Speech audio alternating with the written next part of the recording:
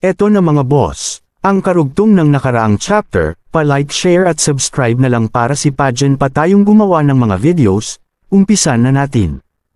Mataas na uri ng martial art ng Bailey Clan, Space Rending Sword. Isang kabataang nasa ika-negatibo, 6 na antas ng Soul Harmony Stage ang biglang sumugod. Matindi ang kanyang titig habang buong lakas niyang pinakawalan ang isa sa pinakamakapangyarihan nilang martial art. Ginamit niya ang lahat ng lakas na yon laban lamang sa isang ika-negatibo, 3 antas na Radiant Stage na kalaban. Ninoong Zufan. Napabulalas ang mga gwardya. Samantala, nanatiling walang emosyon ang grupo ni Bailey Yutian. Tahimik lamang nilang pinanood ang pangyayaring iyon na para bang walang masama sa isang mas malakas na kultibador na umaapi sa mas mahina. Sa ibang lugar, pagtatawanan lamang ang isang Soul Harmony expert na gumamit ng buong lakas laban sa isang Radiant Stage Cultivator, kahit pa siya ang manalo. Ngunit ngayon, isinagawa ito mismo sa harap ng kanilang Patriarch. Simple lamang ang dahilan. Isa itong pagsubok. Nais ni Bailey Yutian na subukin ang Devil Mountain at ang misteryosong Overlord 9 Serenities. Kung mabubuhay ang Dyumanoy alagad ng Devil Mountain sa nakamamatay na pagsubok na ito, kikilalanin niyang karapat-dapat ang Panginoon nito bilang kanyang magiging kalaban. Kung ang disipulo pa lamang ay ganoon nakalakas, gaano pa kaya ang kanyang guro? Ngunit kung mamamatay si Zufan sa isang atake lamang, ibig sabihin, isa lamang palang pinalaking alamat ang Devil Mountain. O baka naman huwad lamang ang kanyang pagiging disipulo. Kung ganoon, nararapat lamang ang kahihinat ng iyon. Tahimik lamang na pinagmasdan ng buong Bailey Clan ang paglusob ng kanilang kabataang mandirigma. Samantala, matagal nang naunawaan ni Zufan ang tunay na layunin ng lahat ng ito. Ngumiti lamang siya habang patuloy na naglalakad, hawak ang kamay ni Kiao na para bang simpleng paglalakad lamang ang kanilang ginagawa. Nagmistulang iisa ang espada at ang kabataan. Kumulog ang kalangitan habang sumugod ito na tangan ang kapangyarihan ng banal na espada, diretsyo sa ulo ni Zufan. Bahagyang kumunot ang noo ni Bailey Yutian. Iyon na ba ang kayang gawin ng Devil Mountain? Karaniwang kultibador lamang pala ang disipulo. Ngunit sa mismong sandaling iyon, hush! Sa harap ng nakasisindak na pag-atake ng Crown Prince, hindi si Zufan ang kumilos. May iba. Mababang uri ng martial art ng Devil Mountain, Thunder Phoenix Claw. Isang matinis na sigaw ang umalingaw-ngaw. Bago pa man tumama ang espada kay Zufan, isang dambuhalang lilangkuko ng kidlat ang sumulpot. Mahigpit nitong sinunggaban ang pulso ng Crown Prince at marahas siyang itinabig sa gilid. Lahat ng kanyang kapangyarihan ay tumama lamang sa kawalan. 3 beses siyang umikot sa ere bago bumagsak ng malakas sa lupa. Napatanga ang lahat. Maging si Bailey Yutian ay hindi makapaniwala. Ang Crown Prince ay nakahandusay sa lupa.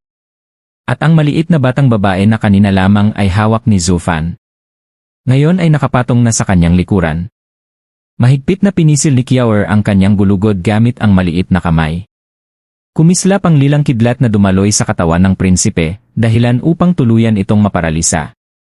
Hindi man lamang niya mailabas ang kanyang kaluluwa. Napatulala ang lahat. Maging ang Invincible Sword at ang 4 na Sword Kings. Hindi pa man ganap ang lakas ni Kiao.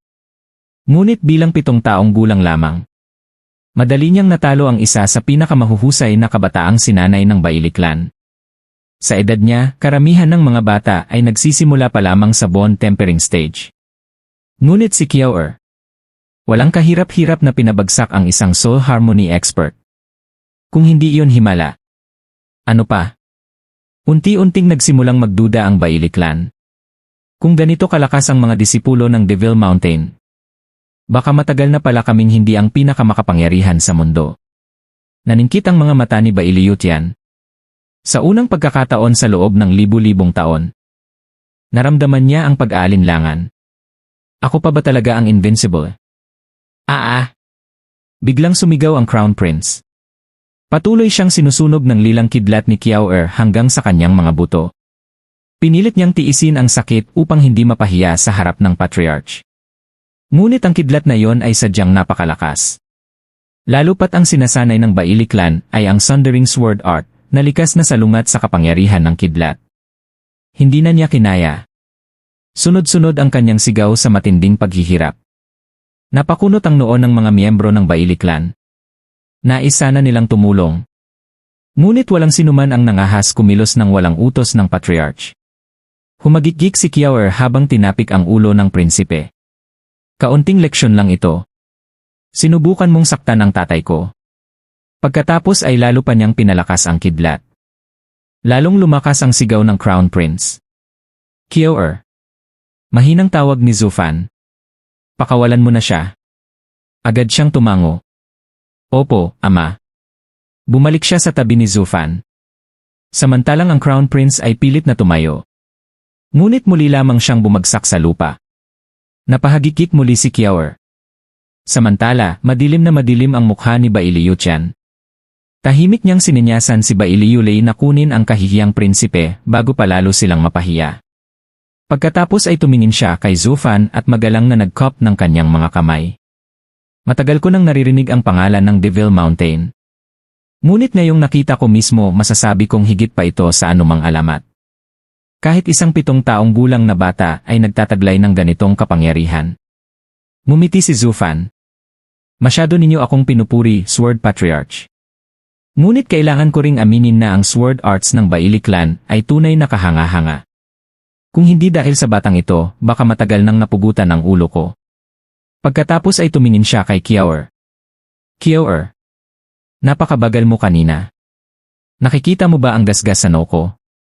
Pagbalik natin sa Devil Mountain, doble ang pagsasanay mo. Napanguso si Kiawer. Opo, ama. Bahagyang nanginig ang mukha ni Bailiu Tian. Sa loob-loob niya ay nagitngit siya sa galit. Unay pinuri ni Zufan ang Baili Clan. Pagkatapos ay pinagsabihan ang sarili niyang anak dahil mabagal pa raw ito. Samantalang ang batang iyon ay isang atake lamang ang ginamit upang durugin ang pinakamahusay nilang kabataan. Kung iyon pa ay mabagal. Ano pa ang matatawag na mabilis? Tahimik lamang niyang nilunok ang galit. Hindi pa niya kayang basta-basta kalabanin ang Devil Mountain. Hindi pa niya alam ang tunay nitong lakas. Bukod pa rito, hindi niya talaga mabasa si Zufan. Mula sa simula hanggang ngayon, hindi man lamang ito nagpakita ng takot. Noong unay inakala niyang katapangan lamang iyon. Ngunit ngayon, iba na ang kanyang iniisip. Marahil hindi niya talaga ako kinatatakutan. Kung ang isang 7 taong gulang na bata pa lamang ay ganito nakalakas. Ano pa kaya ang ama nito? At paano pa kaya ang Overlord 9 Serenities? Sa unang pagkakataon sa napakahabang panahon, isang patak ng malamig na pawis ang dumaloy sa noo ng Invincible Sword. Hindi ito dahil sa laban, kundi dahil sa sarili niyang pagdududa. Mula sa matanda hanggang sa bata. Pakiramdam niya. Walang sinuman sa Devil Mountain ang dapat niyang maliitin. Tahimik siyang nag-isip ng matagal. Nang makita yon ng lahat, lalo silang nabigla. Hindi pa nila kailanman nakita ang kanilang patriarch na nag-atubili. Samantala, palihim na umiti si Zufan. Sa wakas, nagtagumpay akong gulatin si Bailiu Tian gamit si Kiawer. Ngayon, oras na upang makipag-usap sa kanya bilang kapantay.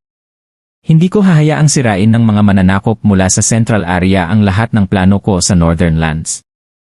Mukhang napakahigpit ng mga pamantayan sa Devil Mountain. Napakahusay na nang ipinakita ng iyong anak, ngunit pinagsabihan mo pa rin siya ng ganoon. Ngumiti si Bailiu Tian habang sinusuri si Zufan. Mahinang ikinaway lamang ni Zufan ang kamay. Sword Patriarch, huwag na niyo akong birohin. Ang mga bata ay kontento na sa basta makalusot, kahit marami pang pagkukulang. Kaya habang bata pa sila, kailangan nang ituwid ang kanilang ugali.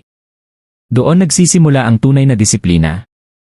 Sa ganoong paraan lamang mawawala ang katamaran at malalampasan nila ang kanilang mga kasabayan. Nanigas ang ekspresyon ni Bailiu Tian. Marami pa bang katulad ng batang iyon sa Devil Mountain? Nanginig maging ang 4 na Sword Kings. Kung ang isang halimaw na tulad ni Kiawer ay isa lamang sa napakaraming bata sa Devil Mountain. Gaano kalaki ba talaga ang sektang iyon? Lalong bumigat ang pakiramdam ng lahat. Isa ng himala ang magkaroon ng isang henyo sa isang sekta. Ngunit kung daan-daan o libo-libo silang ganoon, isa na yung tunay na sakuna. Sa 5 lupain ay isa lamang ang Invincible Sword. Ngunit sa Devil Mountain, Tila hindi mabilang ang mga invincible. At kapag napakarami ng isang bagay, nawawala ang halaga ng titulo nito. Lalong nabalisa si Bai Liuqian habang kausap si Zhou Fan. Ngunit sa halip na magpakita ng pag-aalinlangan, pinilit niyang umiti. Hindi na siya ang dating mapanghamon. Mas magalang na ngayon ang kanyang kilos. Tunay ngang kahanga-hanga ang dami ng mga talento sa Devil Mountain. Magalang siyang nag-cup ng kanyang mga kamay. Maaari ko bang malaman ang tunay na pangalan ng Ginoo? At ano ang nagdala sa inyo rito sa Northern Lands? Gumanti rin ng pagbati si Zhou Fan. Masyado ninyo akong pinupuri, Sword Patriarch. Nasabi ko na ang pangalan ko noon pa kay Frigid Rain Sword King. Ako si Qian Fan. Tiyak na narinig na niyo iyon. Tungkol naman sa dahilan ng pagpunta ko rito. Ngumiti siya. Wala itong kinalaman sa inyo. Kaya maaari nang mapanatag ang inyong loob. Naningkit ang mga mata ni Bai Liuqian. Hindi ako naniniwalang iyon ang tunay mong pangalan. Pagkalabas mo ng Devil Mountain ay agad kang naging tagapangasiwa ng Qian Clan. Huminto siya sandali. At hindi rin ako mapapanatag hanggat hindi ko nalalaman ang tunay mong layunin. Paano kung laban pala ito sa aming imperyo? Ngayong nagpakita na ang Devil Mountain sa Western Lands, kailangan kong maging maingat. Muli siyang nagbigay galang. Hinihiling kong alisin mo ang aking pag-aalala upang hindi magkaroon ng hindi kinakailangang alitan sa pagitan natin. Kalmadong sumagot si Zhou Fan. Hindi ba sapat na patunay ang libu-libong taon na hindi nakialam ang Devil Mountain sa mga usapin ng limang lupain? Bahagya siyang umiti. Asikasuhin niyo lamang ang sarili ninyong gawain. Hanggat hindi niyo kami ginugulo, hindi rin namin kayo gagalawin. Pagkasabi niyon ay hinila niya si Qiao Er pabalik sa karwahe. Ngunit, hindi pa tapos si Bai Liuqian. Mahigpit niyang pinagdikit ang kanyang mga kamao. Sa isang iglap, bumagsak ang napakalaking aura sa buong paligid. Umalinggaw ang hangin. Nanginig ang mga gwardya. Maging ang mga espiritong hayop na humihila sa mga karwahe ay napaluhod sa matinding takot. Huminto si Zhou Fan. Lumamig ang kanyang mga mata. Ano ang ibig sabihin nito, Sword Patriarch? Mahinahon ang tinig ni Bai Liuqian. Ayaw ko lamang na magkaroon ng hindi pagkakaunawaan sa pagitan ng ating dalawang panig dahil hindi ko alam ang tunay ninyong pakay. Mas mabuting malinaw ang lahat. Hindi niya inaalis ang tingin sa likod ni Zhou Fan. Kailangan niyang malaman ang layunin ng Devil Mountain. Hindi siya maaaring umalis ng walang sagot. Napakatagal na niyang pinaplano ang pag-iisa ng limang lupain. Ayaw niyang may isang misteryosong puwersang biglang lilitaw at sisira sa lahat ng kanyang pinaghirapan. Bukod pa roon, nais din niyang maintindihan ng lubusan si Zhou Fan. Kung ganito nakalakas ang disipulo, gaano pa kaya ang kanyang ama? At gaano pa kalakas ang buong Devil Mountain? Huminga ng malalim si Zhou Fan. May punto kayo, Sword Patriarch. Ngumiti siya. Ayaw rin naming may manghimasok sa aming misyon. Saglit siyang tumingin kay Bai Liuqian. Ngunit makakahinda kayo ng maluwag. Hindi pareho ang ating layunin. Kayo ay nais pag-isahin ang limang lupain at makuha ang limang banal na sandata. Kami, bahagya siyang umiti. Iisa lamang ang pakay. Ang North Sea Demon. Nagulat si Bai Liuqian at ang apat na Sword Kings. Ang North Sea Demon. Ang halimaw na iyon ang minsang tumalo kay Aoyang Lingshan sa isang suntok lamang. At si Aoyang Lingshan ay isang taong kapantay ng 9 Sword Kings. Maging si Bai Liuqian ay alam kung gaano kalakas ang halimaw na iyon. Sa kanyang palagay, kahit siya ay mahihirapang labanan iyon, ang 9 Sword Kings ay kaya niyang pabagsakin sa 5 o 10 galaw. Ngunit ang North Sea Demon, isang galaw lamang. Napakalaki ng agwat. Kaya naman, nang marinig niyang iyon ang pakay ng Devil Mountain, hindi niya napigilan ang magtanong. Ano ang balak ninyong gawin sa North Sea Demon? Walang pag-aalinlangang sumagot si Zhou Fan. Pasukuin siya. Nanlaki ang mga mata ng lahat. Napakalaking kasinungalingan iyon. Ngunit dahil sinabi iyon ni Zhou Fan nang walang kahit anong pagbabago sa kanyang mukha, tila naging totoo ito. Napasinghap si Bai Liuqian. Pasukuin? Ang halimaw na tumalo kay Aoyang Lingshan sa isang galaw. Bakit niyo magagawa ang hindi niya nagawa? Ngumiti si Zufan. Bakit? Tumigil siya sandali. Dahil kami ang Devil Mountain. Tahimik niyang hinawakan ang kamay ni Kiao at naglakad patungo sa karwahe. Naiwang tulala si Bailiuchan. Ganito ba talaga kalakas ang Devil Mountain? Kaya ba talaga nilang supilin ang North Sea Demon? Bigla siyang sumigaw. Sandali. Huminto muli si Zufan. May iba pa ba kayong sasabihin, Sword Patriarch? Lumamig ang mukha ni Bailiuchan. Unti-unti niyang pinakawalan ang kanyang aura. Dumilim ang buong kalangitan. Kumulog ang lilang kidlat. Nagliyab ang napakalakas na sword energy. Kilala ng buong mundo ang bangis ng North Sea Demon. Maging ako ay hindi basta-bastang lalapit dito. Tumingin siya ng diretsyo kay Zufan. Ngunit kung ganoon lamang kadali para sa inyo, hindi ko matatanggap iyon. Lumakas pa ang kulob. Naging kulay ube ang buong kalangitan. Kumikislap ang napakaraming lilang sword energy. Umabot sa sukdulan ang bloodlust ng Invincible Sword. Nanginig ang mismong kalawakan. Sa isang iglap, nabura ang lahat ng pilak na sword energy ni Bailiuyu. Nilamon ito ng nakakatakot na lilang kidlat. Ito ang tunay na kapangyarihan ng pinakamalakas na tao sa limang lupain. Ang Invincible Sword Bailiushan. Napasinghap ang lahat. Maging ang 4 na Sword Kings ay napaatras upang makaiwas sa ligaw na kidlat. Alam nilang lalaban na ang kanilang patriarch. Samantala, ang mga gwardya ay nanginginig sa takot. Nagsisiksikan sila sa sulok ng karwahe. Maging ang 12 espiritong hayop ay pumikit ng mahigpit. Ngunit, si Zufan at si Kiao lamang ang nanatiling kalmado. Bagamat seryoso ang kanilang mga mata. Tila isa lamang ang iniisip nila. Para bang patay na ang matandang nasa kanilang harapan. Nanatiling nakatitig si Bailiutian kay Zufan. Ang malamig niyang mga mata ay naglalaman ng naglalagablab na galit at ng nakapangingilabot na presensya ng isang Diyos ng digmaan na hindi pa kailanman natalo, isang nilalang na tila walang sinuman ang maaaring humarap. Ngunit si Zufan ay nakatayo lamang sa gitna ng rumaragas ang hangin, walang anumang emosyon sa mukha. Ang kanyang malamig at tila walang pakialam na mga mata ay para bang walang anumang bagay sa mundong ito ang may halaga sa kanya. Ang kawalang takot na iyon ang higit na tumagos sa puso ni Bailiutian kaysa sa anumang sandata. Ano ang ibig nitong sabihin? Ganito ba niya minamaliit ang lakas ko? O naniniwala siyang hindi ko siya kayang galawin kaya wala siyang kahit katiting na takot? Unti-unting nanginig ang matatag na loob ni Bailiutian. Pag-isipan mong mabuti, Sword Patriarch. Malamig na wika ni Zufan.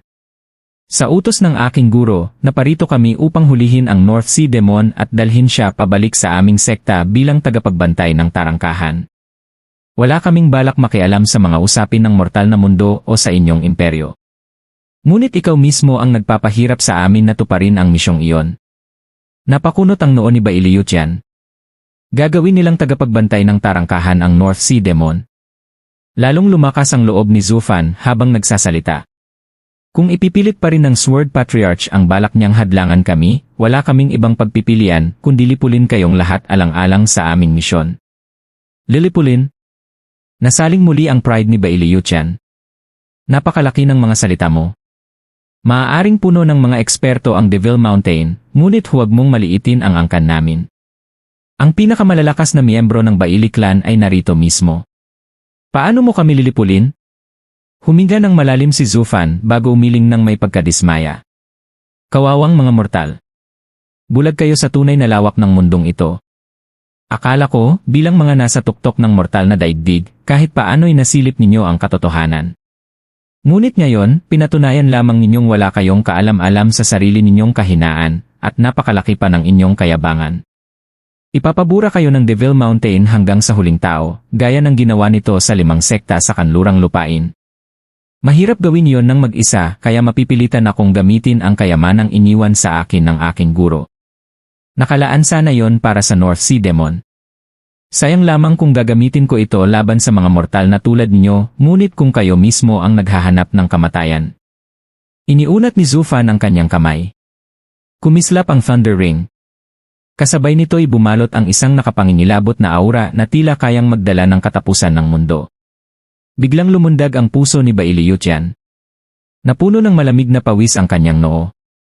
Halos wala siyang alam tungkol sa Devil Mountain, at ang kawalan ng impormasyong iyon ang lalong nagpapataas ng takot sa kanyang puso.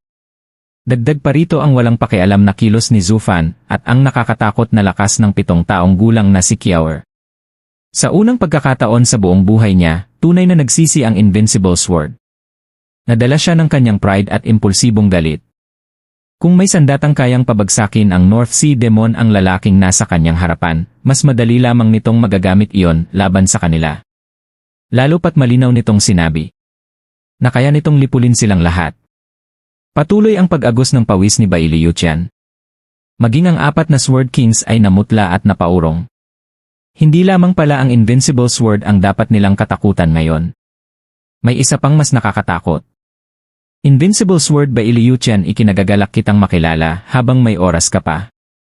Malamig ang tingin ni Zufan habang unti-unting naglalabas ng ginintuang liwanag ang Thunder Ring, kasabay ng matinding init na sumisiklab mula rito.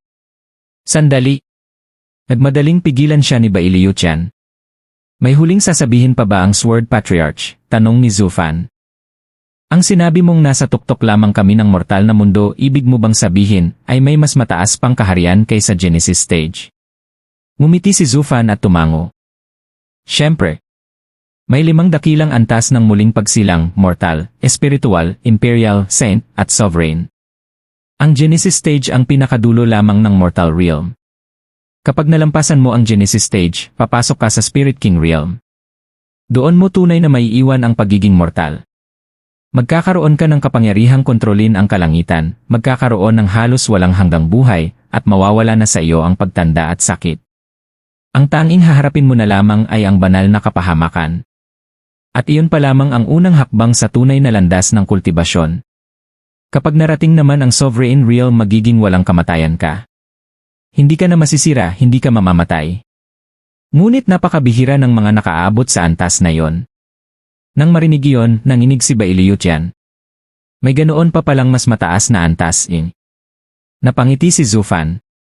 May iba ka pa bang gustong itanong? Kung wala na ni. Sandali. Muli siyang pinigilan ni Bailiutian.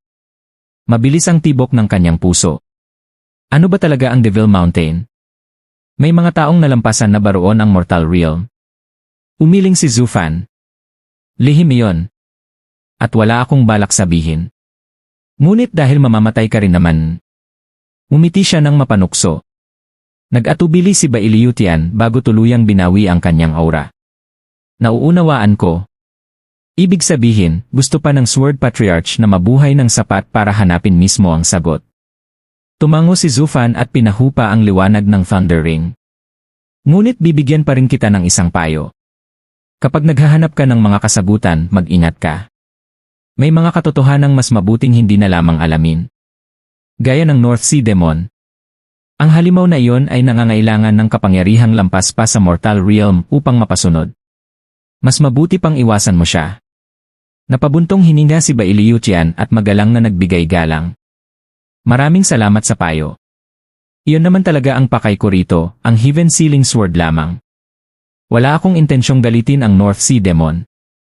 Kapag dumating ang araw na nalampasan ko ang mortal realm sa aking sword daw, maaari ko bang dalawin ang Devil Mountain? Magkakaroon ba ako ng pagkakataong makita ang inyong overlord? Ang kapalaran ang magpapasya. Ngumiti si Zufan. Ang mga disipulo ng Devil Mountain ay naglalakbay sa mundo upang magsanay bago bumalik sa bundok at mana ang pamana ng aming guro. Kung sakaling makatagpo ka muli ng isa pang disipulo balang araw, baka mabigyan ka ng pagkakataong masilayan ang aming sekta. Bahagyang nalungkot si Bailiutian ngunit tumango pa rin. Nauunawaan ko. Hindi nakikialam ang Devil Mountain sa mga usapin ng mga mortal. At sinabi mo ring na parito lamang kayo dahil sa North Sea Demon. Kanya-kanya tayong landas. Napalunok si Bailiuli. Mukhang kasunduan lamang iyon, ngunit sa totoo'y isa itong pakiusap mula mismo sa pinakamakapangyarihang tao sa 5 lupain. Isang bagay na hindi kailanman nangyari noon. Napakataas ng pride ni Bailiutian. Ngunit matapos makita ang misteryosong lakas ng Devil Mountain at marinig na may mga nilalang pa itong lumampas sa mortal realm, siya mismo ang kusang nagmungkahi ng kasunduang iyon. Sumasang-ayon ako. Malawak ang ngiti ni Zufan. Palihim na namumuhay ang mga disipulo ng Devil Mountain at hindi nakikialam sa mga usapin ng mortal na mundo. Mahigpit ang pagbabantay sa Northern Lands, kaya ayaw rin naming mapansin. Isa kaming nakatagong sekta. Hanggat hindi niyo kami ginugulo, hindi rin kami makikialam sa mga gawain ng limang lupain. Sa wakas ay nakahinga ng maluwag si Bailiu Tian. Sword Patriarch, maaari na ba kaming umalis? Siyempre. Maaari na kayong magpatuloy. Ngumiti si Zufan. Natupad na ang kanyang layunin. Magalang na yumuko si Bailiu Tian habang pinapayagan silang umalis. Napatulala ang lahat. Hindi pa nila kailanman nakita ang kanilang patriarch na magpakita ng ganoong paggalang sa kahit kanino. Sa sandaling iyon, hush! Isang puting anino ang dumating.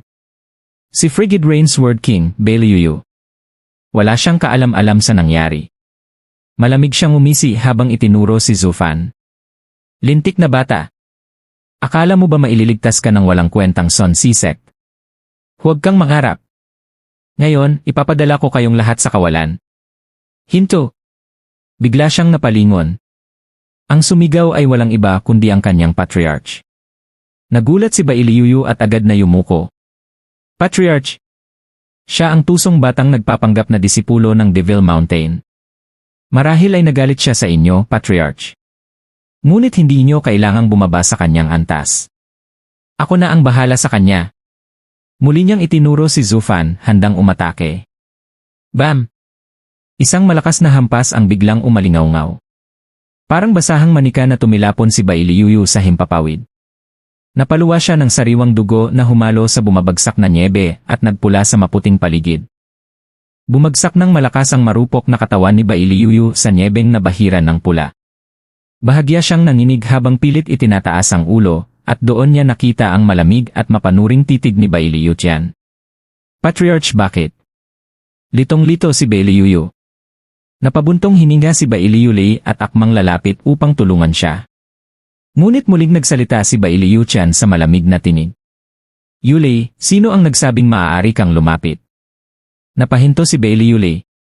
Napabuntong hininga na lamang siya, tinapunan si Bailiu ng isang maawaing tingin bago tahimik na bumalik sa kanyang pwesto.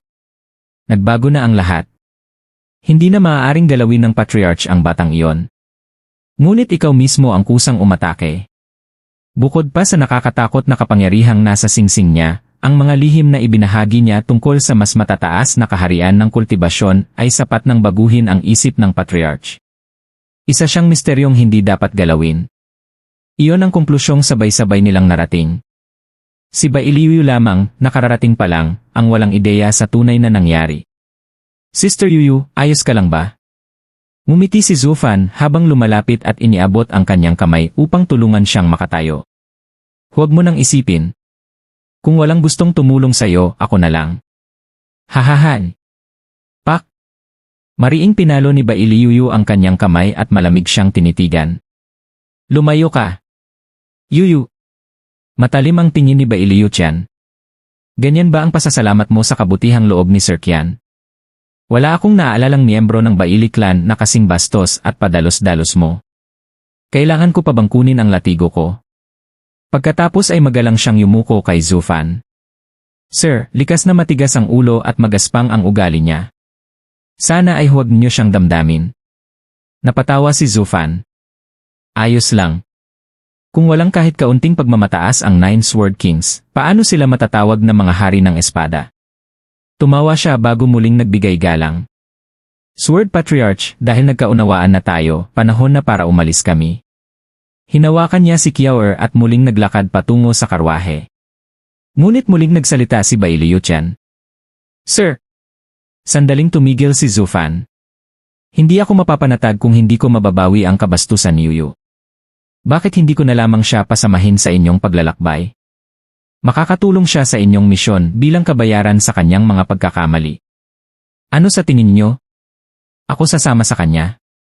Napasinghal si Bailiu habang paulit-ulit na lumilingon kina Zufan at Bailiu Tian. Halos hindi makapaniwala si Bailiu. Ano na naman ang binabalak ng patriarch? Huminto muli si Zufan bago tuluyang sumakay sa karwahe. May bahagyang ngiti siyang lumingon kay Bailiutian. Sword Patriarch, nagpapasalamat ako sa inyong kabutihang loob. Ngunit sanay akong maglakbay ng mag-isa. Magiging awkward kung bigla akong magkakaroon ng kasama. At higit sa lahat, kakaiba namang gawing simpleng kasama sa paglalakbay ang isang kagalang-galang na Sword King. Sir, huwag ninyo sanang tanggihan ang aking mabuting hangarin. Mahinahon ngunit matatag ang sagot ni Bailiutian. Hindi magiging pabigat si Yuyu. Kung magkaroon man ng problema, hayaan niyo siyang humarap doon. Wala akong Sword King na hindi kayang alagaan ang sarili niya. At tungkol sa katayuan sa aking paningin, mas mataas pa ang inyong dangal kaysa sa kanya. Kaya sana ay huwag ninyong tanggihan ang aking taos-pusong kahilingan. Napaisip si Zufan. Hindi yata maganda yan. Bahagyang nagkunwaring nagalit si Bailiutian. Kung tatanggihan niyo ako, para na rin niyo akong ipinapahiya. Nagkasundo tayong hindi tayo makikialam sa isa't isa. Ngunit kung tatanggihan niyo ako ngayon, ituturing ko itong kawalang galang. At baka hindi ko mapigilang makialam sa inyong misyon kapag nagkaroon kayo ng problema. Kilala ninyo akong padalos-dalos. Kahit ang 5 banal na espada ay hindi sapat upang pigilan ako kapag nagpasya akong kumilos. Ngunit kung magiging padalos-dalos ako, paano kung ganoon din ang maging reaksyon ninyo? Ano kaya ang sasabihin ng inyong kagalang-galang na guro? Matagal siyang tinitigan ni Zufan bago ngumiti. Mukhang determinado talaga kayong ipilit ito. O gusto ninyong maging kaaway ko kahit ano pa ang maging kapalit? Eksakto, diretsahang sagot ni Bailiutian. Tumango si Zufan. CJ. Pumapayag ako. Mga kasama, alis na tayo. At ikaw, Frigid Rain Sword King. Sumakay ka na. O mas gusto mong sumunod sa likod? Biglang nanahimik ang lahat. Hindi makapaniwalang tumingin si Bailiuyu sa kanyang patriarch. Bakit ako? Mas kalmado ang reaksyon ng Sword Kings kaysa sa mga gwardiya. Ang mga gwardiya naman ay namutla habang nakatingin kay Bailiuyu na parabang ang mismong kamatayan ang sasakay sa kanilang karwahe. Naunang sumakay si Zufan. Agad sumunod ang mga gwardiya. Malamig namang tumingin si Bailiutian kay Bailiuyu. Huwag kang tumayo riyan. Sundan mo si Sir Qian. Makinig ka sa bawat utos niya. Kapag sinuway mo siya, ako mismo ang haharap sa'yo. Namilipit ang mukha ni Bailiuyu. Paano nangyari ito? Kanina hinahabol ko siya, ngayon naman kailangan ko siyang sundan. Ngunit utos ng Patriarch ang lahat. Wala siyang magawa kundi yumuko. Opo, Patriarch. Susundin ko. Sumakay siya sa karwahe. Muling umandar ang mga espiritual na hayop at unti-unting naglaho ang 4 na karwahe sa gitna ng malakas na pag-ulan ng nyebe. Lumapit si Bailiuli kay Bailiutian. Patriarch, bakit niyo ipinilit na samahan siya ni Yuyu? Ano po ba talaga ang pakain niyo? Napangiti ang Crown Prince. Nais ng Patriarch na malaman ang tunay na lakas ng Devil Mountain. Dahil sa huli, sila ang malamang na maging susunod niyang kalaban. Tumango si Bailiutian. Matalas ka talaga, Crown Prince. Sa buong buhay ko, nagtayo ako ng sekta, nagtipon ng mga eksperto, bumuo ng isang imperyo, lahat ng dapat gawin ng isang tunay na pinuno ay nagawa ko na. At ngayong malapit ng mapag-isa ang 5 lupain, ang natitira ko na lamang na kalaban ay ang langit mismo. Ngunit hindi ko inaasahang may isa pang layunin na lilitaw. Ang Devil Mountain. May 5 mas mataas pang kaharian ng kultibasyon. Habang iniisip ko yon, lalo kong pinagsisisihan ang mga taong sinayang ko. Kaya ipinadala ko si Yuyu kasama niya. Hindi upang labanan sila, kundi upang masukat ang agwat ng aming lakas. Kapag muli kong narating ang sukdulan, pupuntahan ko mismo ang Devil Mountain. At haharapin ko si Overlord 9 Serenities. Sa araw na yon magiging tunay akong invincible sword. Nagningning ang kanyang mga mata sa matinding pananabik habang namumuti ang kanyang mga kamao. Patuloy na binaybay ng 4 na karwahe ang makapal na nyebe. Humihingal ang mga espiritual na hayop habang unti-unting nababalutan ng yelo ang kanilang mga katawan. Sa labas ay malamig at walang buhay. Ngunit sa loob ng isang karwahe ay tila sumisibol ang tagsibol. Tahimik ang mga gwardya. Ni hindi sila nakangahas huminga ng malakas. Samantalang si Bailiuyu ay nakaupo lamang, malamig ang titig at puno ng paghamak. Biglang nagsalita si Zufan. Magpadala kayo ng mensahe sa Qian Clan. Humingi kayo ng bagong pagkakakilanlan para kay Miss Yuyu na kapanipaniwala ang kwento. Napakurap ang mga gwardya. Sir, talagang isasaman niyo siya. Habang nasa susunod na mga sekta pa tayo, maaari siyang umiwas. Ngunit pagdating natin sa dalampasigan ng North Sea, kailangan nating pumasok sa Sea Bright Sect. Sinulyapan niya si Bailey. Kung papasok siya roon gamit ang kasalukuyan niyang pagkakakilanlan, tiyak na hahatiin siya sa pira-piraso.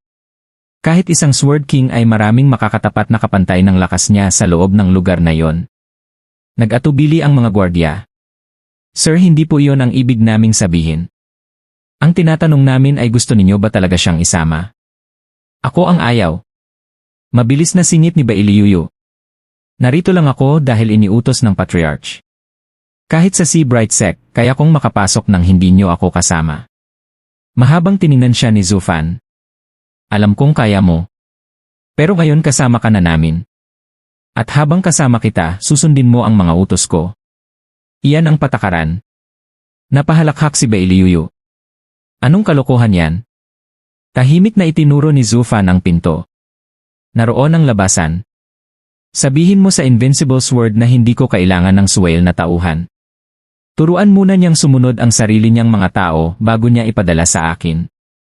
Nanginig ang lahat ng gwardya. Hindi dahil sa galit ni Zufan, kundi dahil sa takot na baka anumang sandali ay sumabog sa galit ang Frigid Rain Sword King at patayin silang lahat. Ngunit malinaw na tumama ang mga salita ni Zufan sa pride ni Bailey. Nagdilim ang kanyang mukha. Mariin niyang kinuyom ang kanyang mga kamao bago malamig na sumagot. Gawin mo ang gusto mo. Gagawin ko rin ang gusto ko. Humph! Umiti lamang si Zufan. Isang ngiting puno ng kumpiyansa. Habang mabilis na humaharurot ang karwahe sa gitna ng walang tigil na pagbagsak ng nyebe, isang mabigat na katahimikan ang namayani sa loob nito. Mula nang sumama sa kanila ang Frigid Rain Sword King na si Bailey, tila may makamandag na ahas na nakabantay sa bawat isa. Walang sinuman ang nangahas magsalita ng malakas o kahit huminga ng malalim, habang si Bailey naman ay nakaupo lamang ng walang pakialam, paminsan-minsang sumusulyap kay Zufan at sa mga bantay na may mapanuyang ngiti. Sa kanyang isip ay hindi mawala ang tanong. Bakit nga ba ako isinama ng Patriarch sa lalaking ito? Habang nakatanaw sa walang katapusang kapatagan ng nyebe, mahinang nagsalita si Zufan. Nagkubli na muli si Bailey at hindi na rin tayo hinahabol ng Sun Sea Sect dahil sa takot nila sa mangkukulam. Tahimik na muli ang lahat. Agad siyang tinignan ni Bailey ng masama. Nandito lang ako, pero tinatawag pa rin niya akong mangkukulam. Kung hindi lang dahil sa utos ng Patriarch. Pinilit niyang pigilan ang nag-aalab na galit. Ngunit hindi pa tapos si Zufan.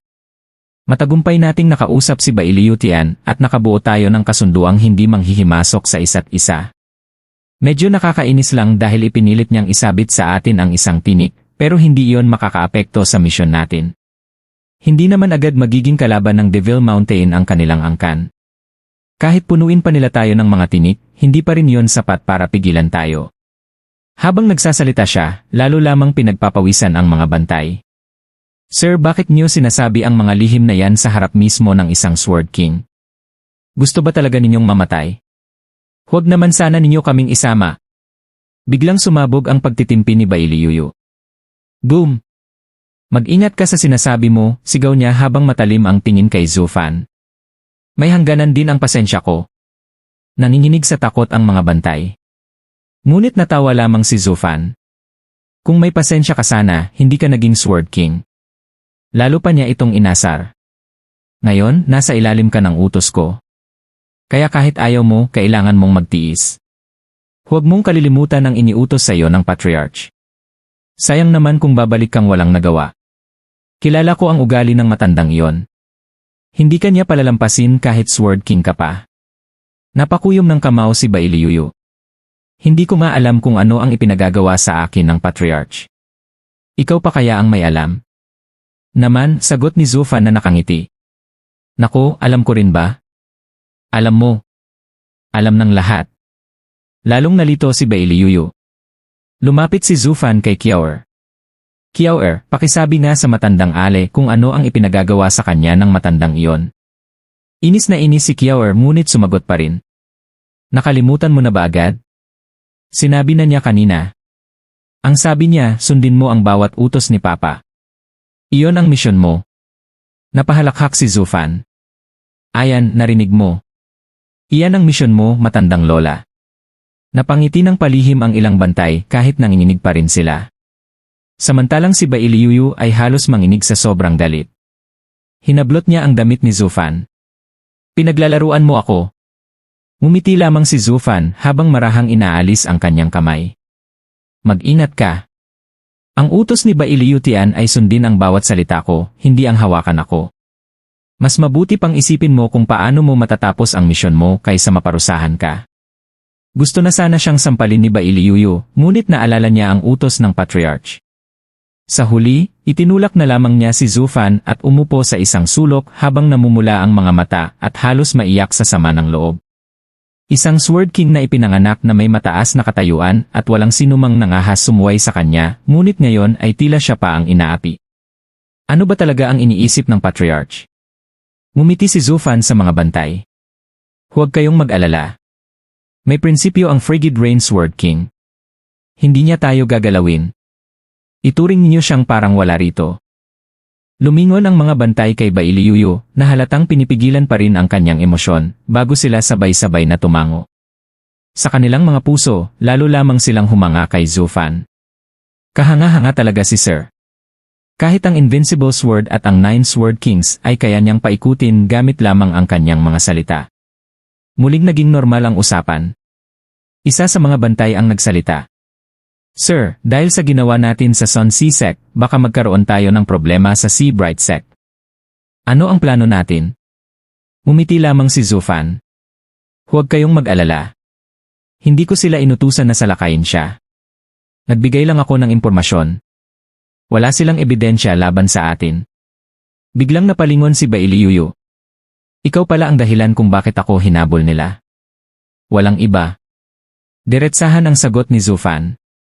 Nakakasawa ka ng laging sumusunod sa amin at sinisira ang mga plano natin.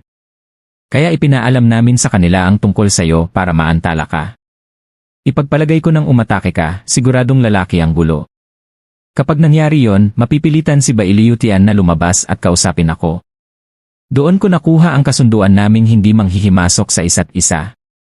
Pinayagan ka ng Patriarch na pumatay pero hindi para magwala. Dahil sa ginawa mo, nakuha mo ang atensyon ng buong Northern Lands. Napakalaking sagabal iyon sa misyon ng Sword Star Empire. Kaya nagsawa na siya sa pagiging padalos-dalos mo at ipinasa ka na lang sa akin. Kalokohan, agad na sigaw ni Bailiyuyu.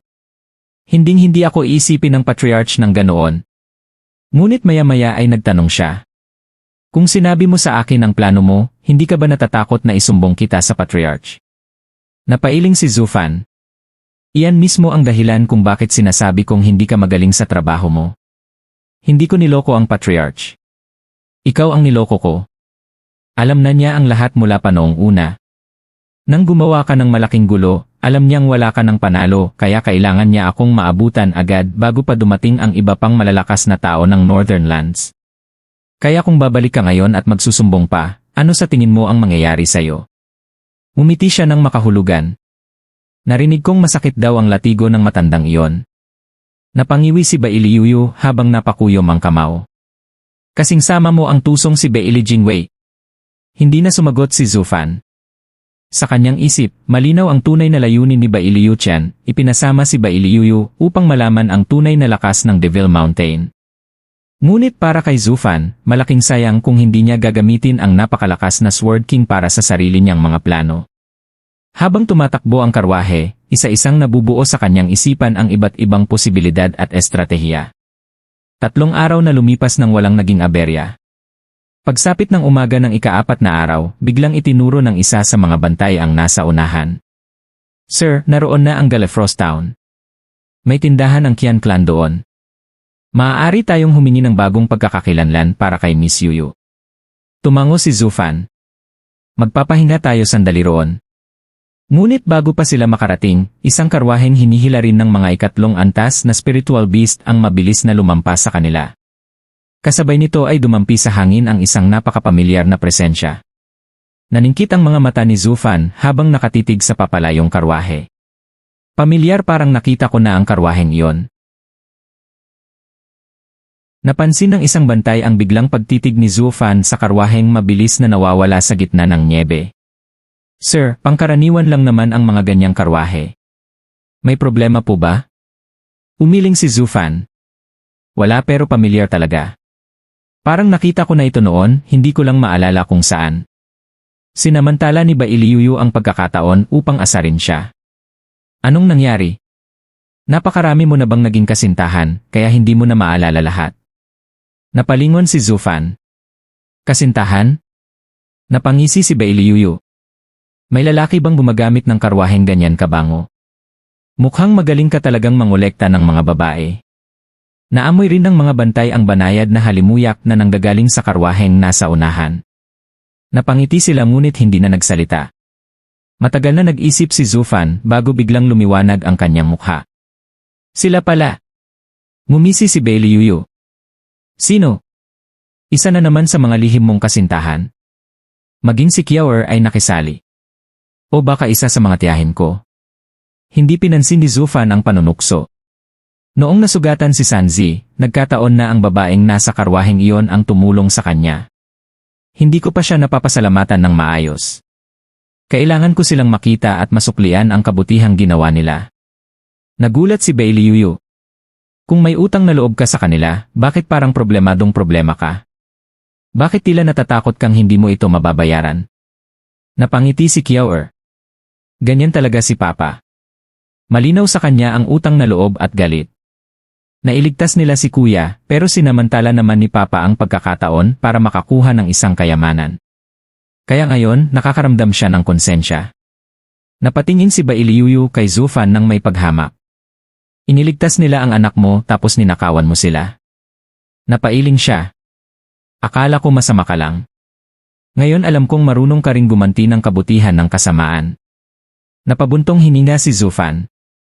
Akala ko sapat na ang 20 milyong sacred stones kapalit ng kaunting North Sea Gel. Pero nalaman kong ang nakuha ko pala ay nagkakahalaga ng 50 milyong sacred stones. Napailing siya. Paano ko malalaman na ganoon pala yon kahalaga? Para tuloy akong nang lamang sa kanila. Napahalakhak si Bailiyuyu. Akala ko tuso ka. Isa ka lang palang hangal. Sino ba namang nagsusukat ng halaga ng North Sea Gel gamit ang sacred stones? Napairap si Zufan. Paano ko malalaman? Pagkatapos ay inutusan niya ang kutsero. Bilisan mo. Habulin natin ang karwaheng iyon. Pero huwag niyo silang gugulatin. Tumango ang kutsero at pinabilis ang takbo. Napangisi si Bailiyuyu. Talagang pinaglalaanan mo ng panahon ang mga taong tumulong sayo. Pati pag-iingat na huwag silang magulat, iniisip mo. Napailing siya. Hindi ko na talaga malaman kung mabuti kang tao o tunay na demonyo. Ang Devil Mountain ba ay pugad ng mga demonyo o ng mga santo? Napansin ni Zufan na sinusubukan na naman nitong kumuha ng impormasyon tungkol sa Devil Mountain. Ngumiti lamang siya ng misteryoso. Napasimangot si Bailiyuyu. Bago pa siya makapagsalita, hinawakan ni Kiawer ang kanyang kamay. Sister Yu, huwag kang nakasimangot. Mas maganda ka kapag nakangiti. Tumango rin ang isa sa mga bantay. Tama si Young Miss Kiawer. Ang ngiti ng Frigid Rain Sword King ay parang banayad na ulan sa tagsibol. Namula si Bailiyuyu. Tangkaan mong ulitin yan at malalaman mo. Napaurong agad ang bantay. Ngunit nang makita niyang nakangiti rin ang iba, lalo lamang siyang namula. Paglingon niya kay Kiawer at nakita ang inosenteng ngiti nito, kusa ring gumaan ang kanyang pakiramdam. Unti-unti napangiti rin siya. Sa buong buhay niya bilang isa sa 9 Sword Kings, wala pang nagsabi sa kanya na ang kanyang ngiti ay parang mainit na ulan ng tagsibol. Tahimik na nagsalita si Zufan habang pinagmamasdan siya. Unti-unti nang natutunaw ang walang katapusang yelo ng hilaga sa ilalim ng init ng araw. Dumating na ang tagsibol. Habang pinagmamasdan ang nagyelong kapaligiran, naramdaman niyang ang pagbabago ng mundo ay nagsisimula rin sa puso ng tao. Patuloy na umusad ang mga karwahe hanggang sa marating nila ang isang bayan na halos natatakpan ng makapal na nyebe. Sa harapan nito ay may malaking batong may nakaukit na pangalan. Gallifrost Town. Huminto ang mga karwahe. Lumapit ang kutsero. Sir, huminto rin ang karwaheng sinusundan natin. Kapag sumunod tayo agad, mapapansin nila. Tumango si Zufan. Kayo na ang kumuha ng bagong pagkakakilanlan para kay Miss Yuyu. Ako na ang hahanap sa kanila. Magkikita na lang tayo sa labas ng bayan. Pagkatapos ay iniabot niya ang kamay kay Bailey Yuyu. Ibigay mo ang jade slip na may aura mo. Napasimangot si Bailey Yuyu. Hindi na kailangan yan. Ngunit mumiti si Zufan.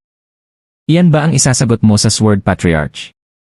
Napabuntong hininga siya bago inihagis ang jade slip. Heto. Bagamat halata pa rin ang kanyang inis, wala na ang nakamamatay na tinging ipinupukol niya noon. Sa loob ng ilang araw nilang pagsasama, kahit paano ay lumambot na ang kanilang pakikitungo sa isa't isa. Iniabot ni Zufan ang jade slip sa isang bantay bago niya isinama si Kiaoer pababa ng karwahe. Miss Yuyu, sasama ka ba sa amin o sa kanila? Nagtaas ng ilong si Bailey Yuyu. Sasama ako kay Kiaoer. Agad niyang hinawakan ang kamay ng bata at naunang naglakad. Napailing na lamang ang mga bantay. Habang hinahabol sila ni Zufan, ngayon lamang niya malinaw na nakita ang namamagang pisngi ni Bailey Yuyu sa liwanag ng araw. Lumapit siya. Miss Yuyu, 1 linggo na mula ng unang beses kitang makita. Bakit hindi pa rin gumagaling ang pisngi mo? Matigas ang mukha ni Bailey Yuyu. Hindi ito gagaling hanggat hindi pinapayagan ng Patriarch. Napabuntong hininga si Zufan. Pero kasama ka na ngayon. Ano na lang ang isipin ng ibang tao kapag nakita kang ganyan? Napangisi si Bailey Yuyu. Masama ba ang magiging impresyon nila? Mas lalong sasama. Kapag nakita ka ng mga taong pupuntahan kong pasalamatan, iisipin ng Patriarch na ako ang gumawa niyan sa'yo. Hindi mo man iniingatan ang reputasyon mo, ako ay. Napahalakhak si Bailey Yuyu. Mabuti nga. Ipapakita kita sa mga taong tumulong sa'yo. Para makita nila kung gaano kasama ang taong iniligtas nila. Napasimangot si Zufan. Masama pa rin ang tingin mo sa akin. Pagalingin mo na yan. Kung hindi, manatili ka na lang sa karwahe. Inilabas ni Bailey Yuyu ang dila. Hindi. Sisiguraduhin kong sisirain ko ang pangalan mo sa harap ng mga tagapagligtas mo. Tingin natin kung paano mo mababayaran ang utang na loob mo. Napahalakhak siya. Buong biyahe mo akong inasar. Ngayon ako naman. Biglang nagliwanag ng berdeng enerhiya ang palad ni Zufan. Malamig ang kanyang tinig. Bailey Yuyu.